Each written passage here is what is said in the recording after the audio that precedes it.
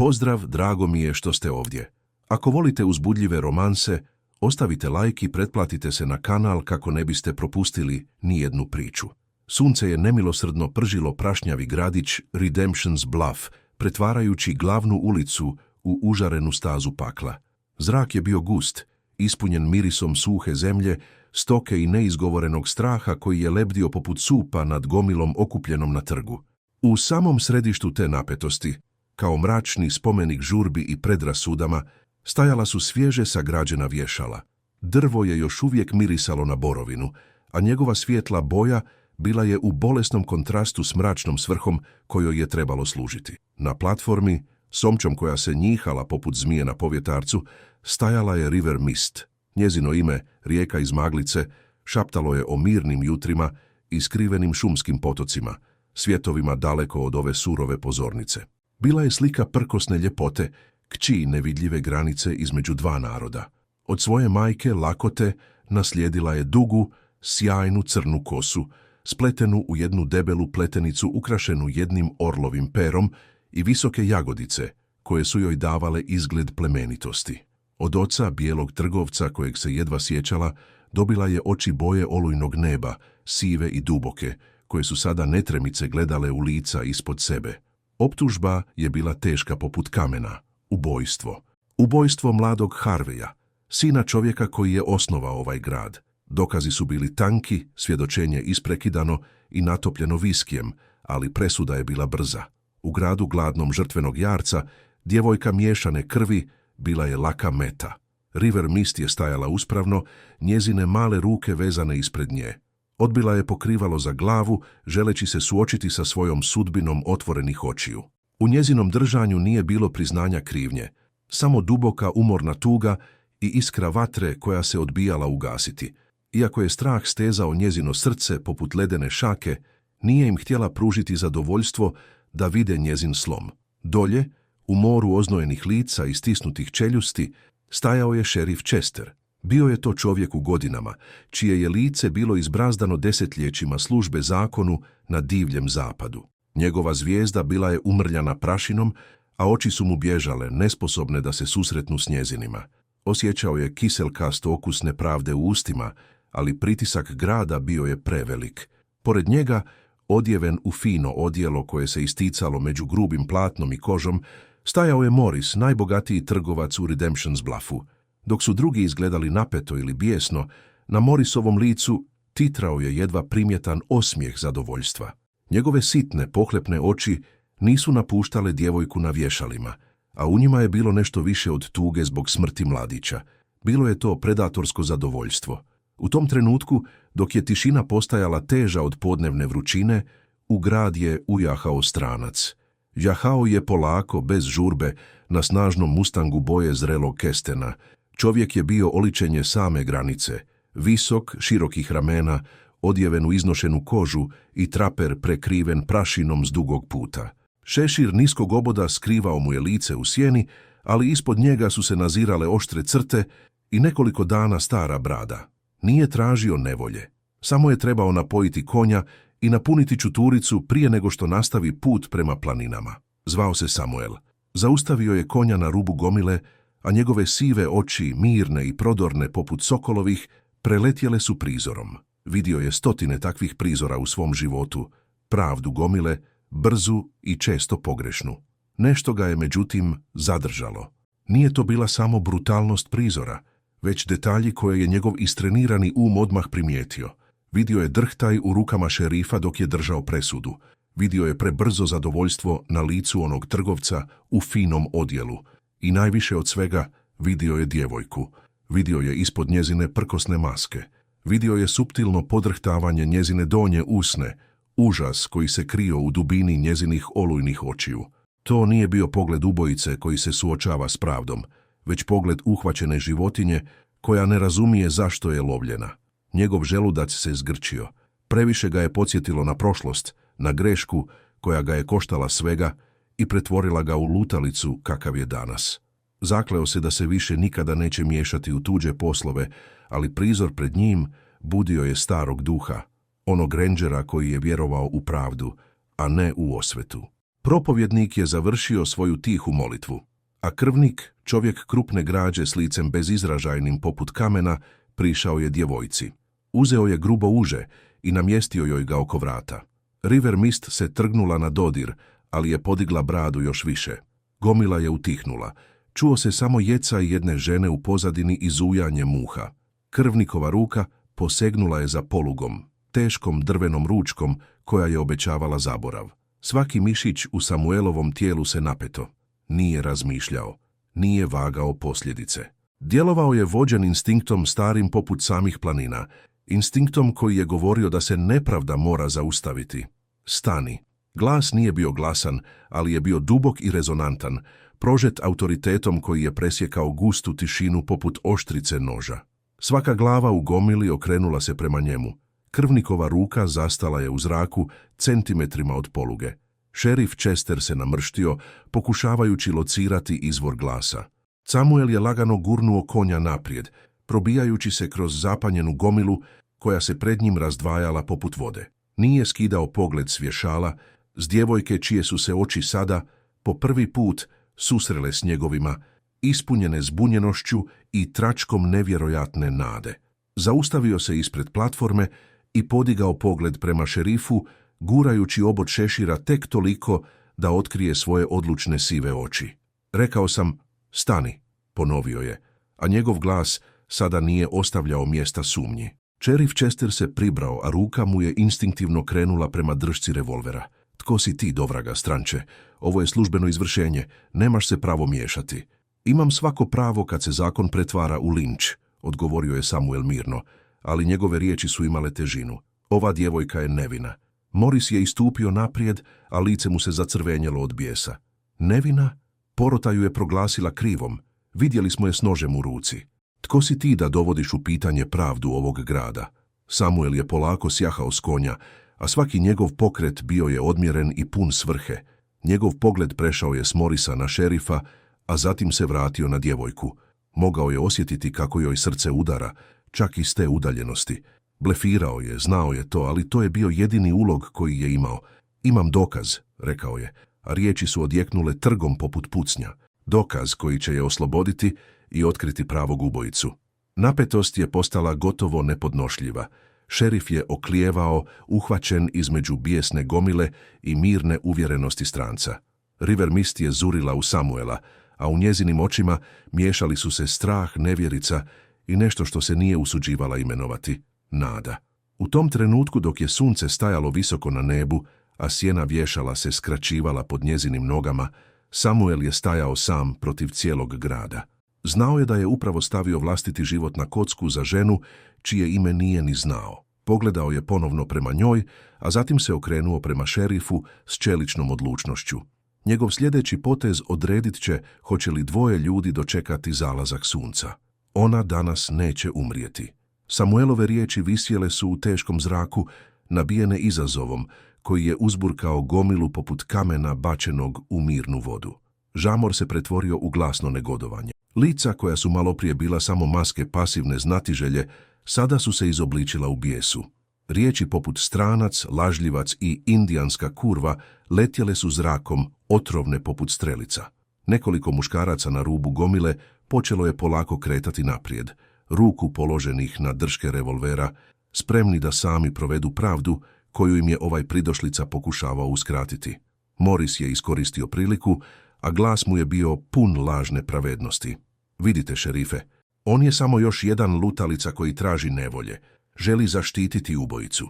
Ne dopustite mu da se ruga našem zakonu. Šerif Chester bio je na rubu. S jedne strane, pritisak gomile bio je gotovo opipljiv, vruć i opasan. S druge, bilo je nešto u držanju ovog stranca. Mirna snaga, autoritet, koji nije dolazio od zvijezde ili položaja, već iznutra. Bio je to pogled čovjeka koji je vidio gore stvari od bijesne gomile i nije se bojao. Kakav dokaz? Upitao je Chester, a glas mu je bio hrapav pokušavajući nadglasati buku. Govori brzo, stranče, prije nego što izgubim kontrolu nad ovim ljudima. Samuelov pogled nije napuštao šerifovo lice. Znao je da blefira, ali morao je to učiniti uvjerljivim. Dokaz se ne može pokazati ovdje na trgu, ali mogu vam ga donijeti. Dajte mi vremena. Vremena, Morris se podsmijehnuo. Da pobjegneš s njom. Ne budite ludi, šerife. Objesite je sada. 2 dana, rekao je Samuel, ignorirajući Morrisa. Dajte mi 48 sati. Ako vam do tada ne donesem dokaz koji oslobađa ovu djevojku, možete objesiti i mene pored nje. Dajem vam svoju riječ i svoj život kao zalog. Ponuda je bila toliko drska, toliko nevjerojatna, da je utišala čak i najglasnije u gomili. Život za život. To je bio jezik koji su ovi ljudi razumjeli.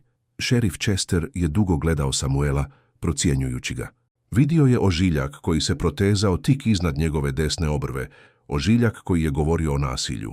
Vidio je žuljevite ruke koje su znale raditi, ali i brzo potezati. I vidio je iskrenost u tim sivim očima. Protiv svoje bolje prosudbe, osjetio je da mu vjeruje. Možda je to bila samo stara nada umornog zakonodavca da pravda ipak može pobijediti. Dobro, rekao je Chester napokon, a njegova odluka odjeknula je trgom. Imate 48 sati, ali ona ostaje u ćeliji. A ti, pokazao je prstom na Samuela, ne napuštaš ovaj grad. Moji zamjenici će paziti na tebe. I ako je ovo neka tvoja igra, stranče, uvjeravam te da ćeš zažaliti dan kad si ujahao u Redemption's Bluff. Morris je bio izvan sebe od bijesa, ali šerifova riječ bila je zakon, barem za sada. Nezadovoljno mrmljajući, gomila se polako počela razilaziti, ostavljajući za sobom osjećaj nedovršenog posla.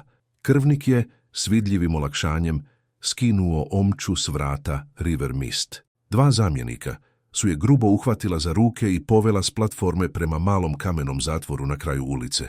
Dok su prolazili, njezine oči su se još jednom susrele sa Samuelovima, a u njima je bilo pitanje koje nije trebala izgovoriti. Zašto? Kasnije te večeri, kad je sunce zašlo i obojilo nebo u nijanse narančaste i ljubičaste, Samuel je dobio dopuštenje da posjeti zatvorenicu. Zatvor je mirisao na vlagu, jeftini viski i očaj. Samo je jedna uljanica titrala na šerifovom stolu, bacajući duge plešuće sjene po zidovima. River Mist je sjedila na uskom ležaju u jedinoj ćeliji, leđima okrenuta rešetkama. Ostavite nas same, rekao je Samuel zamjeniku, a njegov ton nije dopuštao raspravu. Zamjenik je oklijevao, a zatim se povukao do vrata, ostavljajući ih odškrinuta. Samuel je prišao rešetkama. Nije progovarala. Mogao je vidjeti napetost u njezinim ramenima. Donio sam ti malo vode, rekao je tiho, stavljajući metalnu čašu na malu policu pokraj rešetaka. Polako se okrenula. U slabom svjetlu njezino je lice bilo poput izrezbarene maske, lijepo i neprobojno. Oči su joj bile oprezne, pune nepovjerenja koje je godinama gradila kao štit. Zašto si to učinio? Upitala je, a glas joj je bio jedva čujan, ali jasan. Zašto si riskirao svoj život za mene? Ne poznaješ. Samuel se naslonio na hladne rešetke. Ne poznajem. Ali prepoznajem nepravdu kad je vidim. I vidio sam strah u tvojim očima, a ne krivnju. Zastao je, a sjećanje ga je zaboljelo poput stare rane. Jednom davno nisam poslušao svoj instinkt. Dobar čovjek je umro zbog toga. Neću ponoviti tu grešku. Njegove riječi bile su iskrene, lišene bilo kakvog junaštva. Bile su to riječi čovjeka koji nosi težak teret. River Mist ga je promatrala, a njezina obrana polako je počela popuštati. Vidjela je umor u njegovim očima, tugu koja se skrivala iza njegove snage. Nemaš nikakav dokaz, zar ne? Prošaptala je. Ne još, priznao je Samuel. Ali naći ću ga. Samo mi trebaš reći sve. Svaki detalj. Tko je bio Harvey? Tko bi mu želio nauditi? Isprva je oklijevala, a onda su riječi počele teći iz nje poput rijeke koja je probila branu. Ispričala mu je o Harveyevoj aroganciji, o njegovim nepoželjenim nasrtajima, o svađi koju je imao s Morrisom oko prava na potok koji je tekao kroz njihovu zemlju. Morris je želio preusmjeriti potok za svoje veliko stado, što bi uništilo malu farmu Harveyevog oca. Pričala je dugo, a Samuel je slušao upijajući svaku riječ, slažući dijelove slagalice u svojoj glavi. U polumraku zatvorske ćelije, između stranca koji je bio spreman umrijeti za nju i djevojke, koju je svijet osudio, stvorila se krhka nit povjerenja. Osjećala je da je, po prvi put nakon dugo vremena, netko doista vidi. Ono što ni Samuel ni River Mist nisu znali jest da nisu bili jedini koji su promatrali događaje u Redemption's Bluffu. Visoko u brdima koja su nadvisivala grad, skrivena sjenama borova i stijena, gorjela je mala vatra. Oko nje je sjedilo 10 ratnika Lakota, lica obojenih za bitku. Njihov vođa, Vahkan, stajao je na rubu litice, gledajući dolje prema svjetlima grada poput orla koji promatra plijen. Vahkan je bio brat po krvi River Mist. Iako nisu dijelili istu majku, odrasli su zajedno, a on ju je volio i štitio kao svoju rođenu sestru. Kad je vijest o njezinom uhićenju stigla do njihovog logora, njegov bijes bio je poput ljetne oluje, brz i silovit. Nije vjerovao u pravdu bijelog čovjeka. Vidio je previše prekršenih obećanja i lažnih suđenja. Jedan od njegovih ratnika mu je prišao. Vidjeli smo stranca, rekao je na jeziku Lakota. Zaustavio je vješanje. Kažu da će dokazati njezinu nevinost. Vahkanove oči su se suzile. Riječi bijelog čovjeka su poput vjetra. Mijenjaju smjer bez upozorenja. Nećemo čekati na njegova obećanja. Okrenuo se prema svojim ljudima, a njegov glas je bio čvrst poput kamena. Imali su svoju priliku. Pokušali su je ubiti. Sada ćemo je mi vratiti. Pripremite se.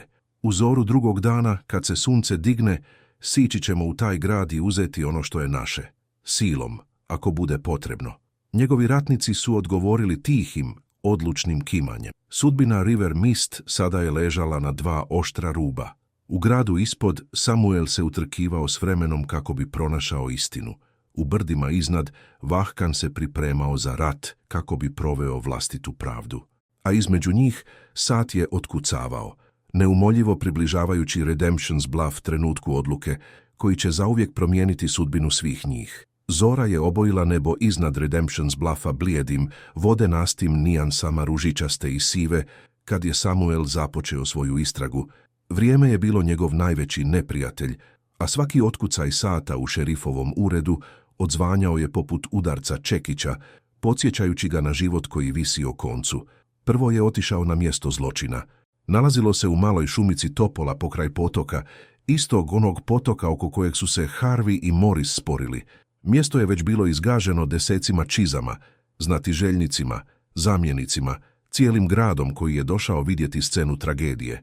Samuel je kleknuo, a njegove iskusne oči prelazile su preko tla, zanemarujući očite tragove i tražeći ono što je bilo previdjeno. Znao je da istina rijetko leži na površini.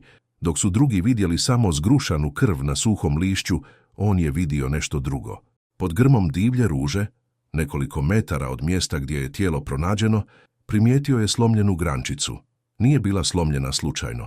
Bila je presječena i to nečim teškim što je prošlo kroz šikaru. Pored nje, u mekoj zemlji, bio je jedva vidljiv otisak, dubok četvrtast, otisak pete skupe, gradske čizme, a ne iznošene kaubojske. Zatim je počeo razgovarati s ljudima, ali to je bio teži zadatak. Strah je imao duboke korijene u Redemption's Bluffu, a Morrisove financijske kandže držale su mnoge u šaci. Salun je bio gotovo prazan u ovo rano jutro, mirisao je na ustajalo pivo i sinoćnji dim. Konobar, mršav čovjek nervoznih očiju, prao je čaše, pretvarajući se da ne vidi Samuela. Čuo sam da su Morris i mladi Harvey imali žestoku svađu noć prije ubojstva, rekao je Samuel ležerno, naslonivši se na šank. Konobar je samo slegnuo ramenima, ne dižući pogled. Ljudi se stalno svađaju. Samuel je spustio srebrni dolar na šank. Novčić se zavrtio i zaustavio s tihim zveckanjem. Također sam čuo da je Morris prijetio da će uništiti Harveyjevog oca ako ne dobije prava na vodu. Konobareve su se oči brzo trznule prema Novčiću, a zatim natrag na čašu u njegovim rukama. Progutao je slinu. Morris je moćan čovjek, promrmljao je. Nitko mu se ne želi zamjeriti. Mladi Harvey je bio budala. Vikao je da ima dokaz da Morris ilegalno otima zemlju i da će ga odvesti pred suca. Kakav dokaz? Upitao je Samuel, a glas mu je bio oštar. Ne znam, ali nakon toga Morris mu je rekao nešto tiho, nešto što nisam mogao čuti, ali vidio sam mu lice. Izgledao je kao da bi mogao ubiti. Konobar je zgrabio dolar i gurnuo ga u džep, a njegove su oči molile Samuela da ode.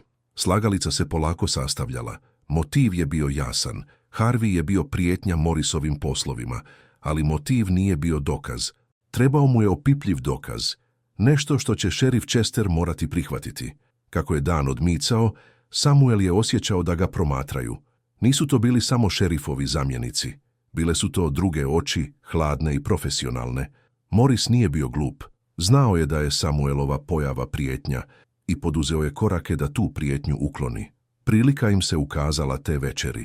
Samuel je izlazio iz male gostionice kad su ga dvojica muškaraca zaskočila u mračnoj uličici između trgovine i kovačnice.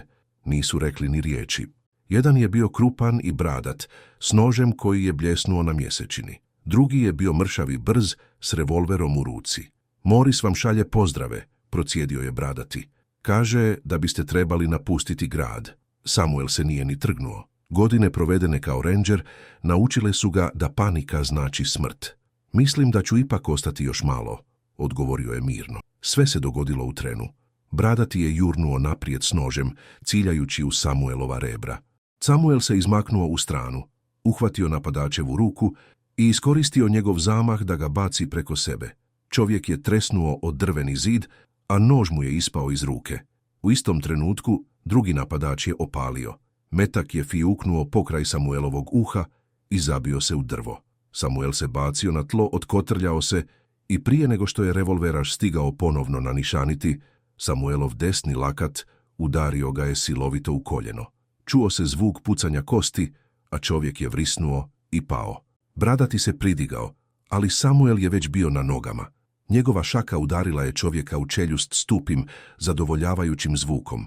Bradati se srušio na tlo, onesviješten, Samuel je stajao nad njima, teško dišući, a adrenalin mu je kolao venama. Rame ga je peklo, metak ga je okrznuo, ostavljajući krvav trag na košulji. Znao je da je ovo samo početak. Moris ga neće pustiti tako lako. Ranjen i umoran, vratio se u svoju sobu. Znao je da mu ponestaje vremena. Sutra je bio posljednji dan. Sjedio je na rubu kreveta, previjajući ranu, a misli su mu grozničavo radile. Konobarove riječi odzvanjale su mu u glavi. Harvey je imao dokaz. Što ako taj dokaz još uvijek postoji? Što ako ga Harvey nije stigao pokazati nikome? Odjednom sinulo mu je. Nije trebao tražiti dokaz protiv Morisa. Trebao je tražiti ono što je Harvey pronašao. Usred noći, dok je grad spavao pod pokrivačem zvijezda, Samuel se iskradao iz gostionice. Kretao se kroz sjene, izbjegavajući zamjenike koji su patrolirali. Njegov cilj bio je Morisova trgovačka postaja, velika drvena zgrada, koja je služila i kao trgovina i kao Morisov ured i skladište. Vrata su bila zaključana, ali prozor u stražnjem dijelu bio je slaba točka. Pažljivo ga je otvorio i nečujno se uvukao unutra. Unutrašnjost je mirisala na kožu, duhan i pohlepu. Na mjesečini koja se probijala kroz prašnjave prozore vidio je ured pretrpan papirima, knjigama i mapama. Ako je Harvey imao dokaz, vjerojatno ga je uzeo odavde. Ali što je tražio? Lažne vlasničke listove, krivotvorene ugovore. Samuel je počeo pretraživati, ali nije tražio papire. Tražio je nešto što nedostaje, nešto što je nedavno pomaknuto. Pogled mu je pao na teški drveni sanduk u kutu, Morisov osobni sanduk. Bio je zaključan, ali brava je bila svježe ogrebana. Netko je nedavno bio ovdje. Razbio je bravu drškom svog revolvera i otvorio poklopac. Unutra su bili osobni predmeti, nekoliko starih pisama, kutija cigara, boca skupog viskija. Ali ispod svega toga, zamotan u nauljenu krpu, bio je predmet koji tamo nije pripadao. Bio je to lovački nož, ali ne bilo kakav nož. Drška je bila izrađena od sjajne, žučkaste slonovače, a na njoj je bio ugraviran Morisov monogram, veliko, kitnjasto M. Nekoliko ljudi u gradu, uključujući i konobara, spomenulo je taj nož, Moris se njime često hvalio. Bio je to isti nož kojim je Harvey ubijen. Moris ga nije bacio. U svojoj aroganciji mislio je da ga nitko nikada neće pronaći. To je bio dokaz. Nepobitan. S nožem čvrsto u ruci, Samuel se spremao otići kad je čuo zvuk. S istoka, iz smjera brda, dopirao je tihi, ali prijeteći zvuk, ratni poklič. Pogledao je kroz prozor. Na horizontu siluete jahača ocrtavale su se na nebu koje je počinjalo svijetliti. Vahkan i njegovi ratnici su dolazili. U tom trenutku sve se srušilo. Kaos je trebao progutati grad. Samuel je imao dokaz, ali bio je uhvaćen između dvije vatre. Morisovih ljudi koji su ga lovili i indijanskog napada, koji će uništiti svaku šansu za mirno rješenje. Stisnuo je nož u ruci. Zora posljednjeg dana je svitala, a on je, ranjeni sam, morao proći kroz pakao kako bi stigao do šerifovog ureda i spasio život River Mist. Ratni pokliči odjekivali su ulicama Redemption's Bluffa poput grmljavine, tjerajući sanjive stanovnike iz kreveta u stanje čistog užasa.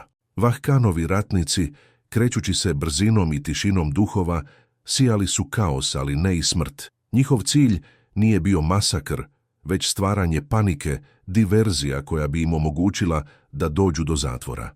Vatra je planula na krovu staje, a pucnjevi su odjekivali zrakom, tjerajući ljude da traže zaklon. Usred tog meteža Samuel se kretao s bolnom odlučnošću.